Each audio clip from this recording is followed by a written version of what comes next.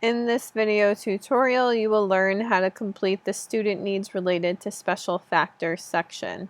Notice here after I had clicked that I was done editing the plop, I had this link pop up. You can click on this link to go to the next section, but sometimes it gives you links that go to sections you don't necessarily need. So it's always better to go from this bar here and hover over and choose the next section.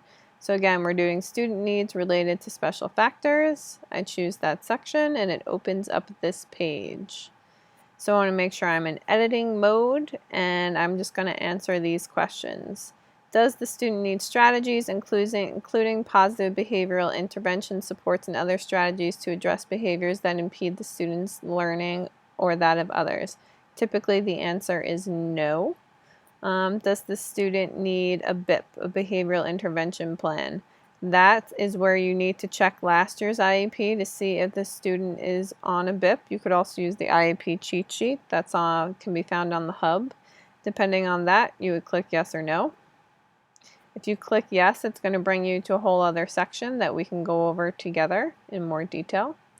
The next question asks about whether or not the student is an L. So unless it's applicable, you're going to choose not applicable.